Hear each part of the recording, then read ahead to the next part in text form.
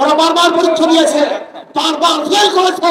আওয়ামী লীগ পরীক্ষা দিয়ে ফেল করেছে, বিএনপি পরীক্ষা দিয়ে ফেল করেছে, জাতীয়বাদী পরীক্ষা দিয়ে ফেল করেছে। আমরা একটাবার ইসলামকে পরীক্ষা করুন, ইনশাআল্লাহ যদি ফেল করি কোনদিন ভোট দেওয়ার জন্য আসবো না। উপদেশটা ব্যর্থ হয়েছে, তিনি ব্যর্থ হয়েছেন। তিনি পাথর কৌড়িকে ছেড়ে না দিয়ে বরং লুট করার ব্যবস্থা করেছেন। সাদা তুললে পরিষ্কার, ধরা পড়লে বহিষ্কার। তার সংস্কারের কথা বলে না, বিচারের কথা বলে না, শুধু নির্বাচন নির্বাচন। কেন নির্বাচন দিয়ে কি হবে?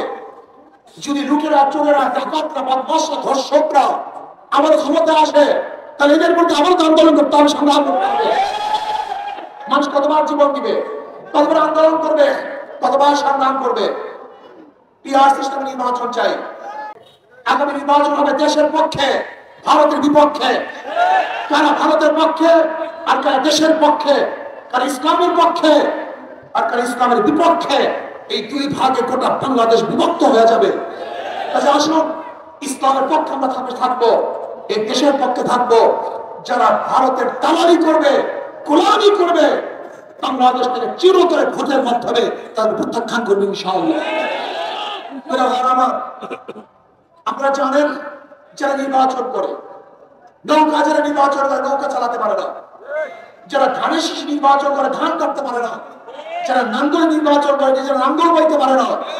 কিন্তু হাত পাখা এমন একটা প্রতীক, যে নির্বাচন করে তারাও ঘুরাতে পারে, যারা করে তারাও ঘুরাতে পারে। হাত পাখা এমন এক প্রতীক, যারা মুসলমানরা ব্যবহার করে, হিন্দুরা ব্যবহার করে, খ্রিস্টানরা ব্যবহার করে, বড়লোকরা ব্যবহার করে, গরিবরা ব্যবহার করে, পুরুষরা ব্যবহার করে, মহিলারা ব্যবহার করে।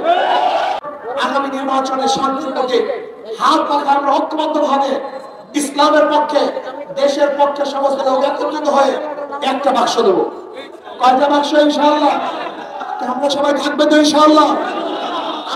আমি কিশোরগঞ্জ এই জেলার সমস্ত নাগরিক অনুরোধ করবো, শুধু একটা বারের জন্য, শুধু একটা বারের ইসলামকে পরীক্ষা করুন।